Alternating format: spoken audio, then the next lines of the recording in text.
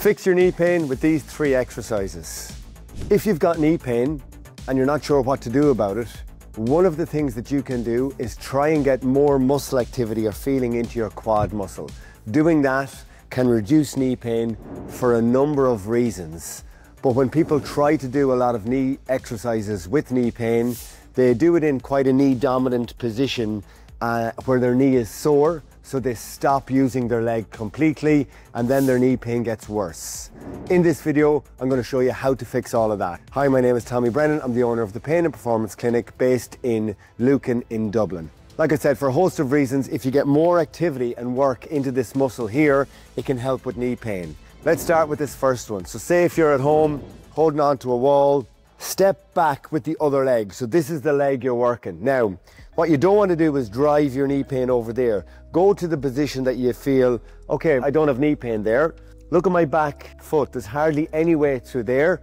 Maneuver the position of your torso here, your upper body, to where you feel this working. Now, what's key is this is just for balance, hardly any weight through the back leg, and just stay here in this position. Try and find the angle that doesn't hurt you. So if this is too sore, come up a little bit. Hold it there, try and get a feeling of activity here. You might get some there and there.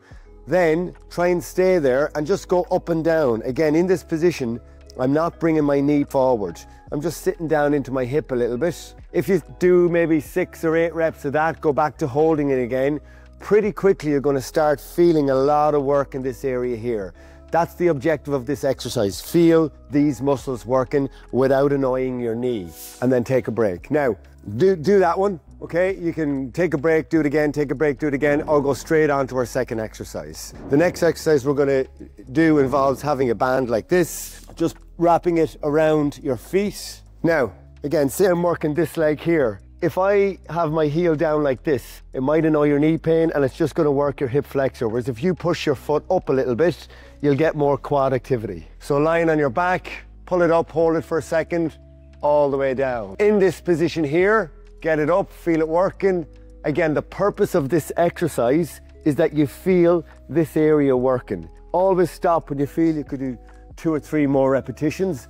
But that's your second exercise where you should feel quad activity without hurting your knee. And then third exercise, we can just use a Swiss ball here. So again, what's key is if you do this in this position, where when you come down, your knees go over your toes. If you have a very sore knee, that's not the thing to do. So just make sure your feet are far enough in front of you.